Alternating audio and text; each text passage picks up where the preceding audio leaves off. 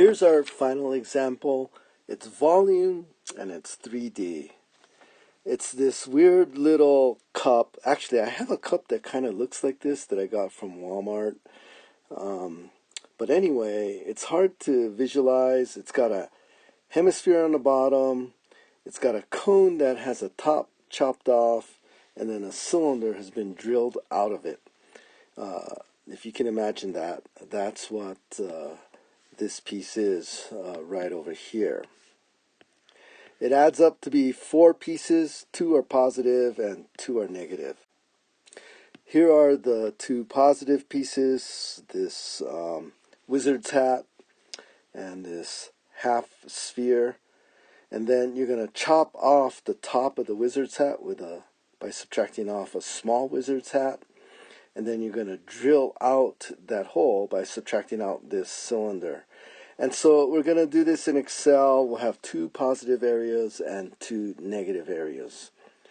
You look in the back of the book and it gives you all these centroidal distances, which is nice. You don't have to calculate this.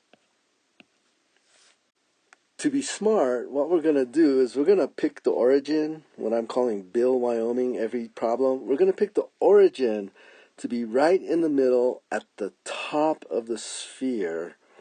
The x and y coordinates for the centroids of all these pieces are 0. We only will need to calculate the z coordinate. Okay, here's the example from the book. You need to know the density of the pieces. Oh, and by the way, the bottom half and the top half were made out of different things, and so they had different densities. So we're going to have to take the density, the volumes, and multiply them by their densities to get their masses. And so here's the table, and actually as I look at it, maybe giving them names wouldn't have been such a bad idea. It's not easy to remember what was 1, 2, 3, or 4, but let me just try and do that. This was the big wizard's hat. This was that half hemisphere on the bottom.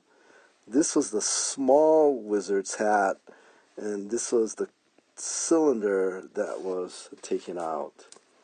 Well, the top pieces are all made out of the material that has a density of 8. So there's 8. And we're subtracting these off, so -8, -8. And that bottom piece is with a density of 4. And get the units right. It's a little funky. These are the volumes, again, given on that back page of the inside cover of your book, which I will give you on the exam. So you will be given these formulae. You multiply it all out, make sure you get the units right to convert megagrams into kilograms, and you can see this thing right here. If you need more help with that, I'll make a separate YouTube video for that. And you multiply it all out, and these are the weights in kilograms. And when you add them all up, including these negative signs, okay, make sure that you put in these negatives for the pieces that are being cut out. Okay, so again, look right here. There's in Excel you would type this as a negative and that as a negative. And of course, you're not going to actually add this up. You're going to make Excel do this, except on a test, I guess you're going to have to add it up. And when you do it by hand, then you'll realize how handy Excel is. And you might even end up saying, on Excel, or I love you Excel, because it saves you so much time. You don't have to do that. For example, you just type in these z coordinates, and you have Excel. Multiply all these up, and you have Excel just add them all up. And we're one step away from finding the z. Obviously, you even have this step on Excel. And there you go. It's 14.6 millimeters above Bill, Wyoming.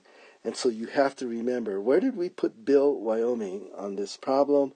And you look back at the very start of the problem, and Bill, Wyoming was right at the top of the hemisphere. And so it's 14.6 millimeters above that point. Okay, but what about something that looks like this? Could we get the centroid, the mass of this?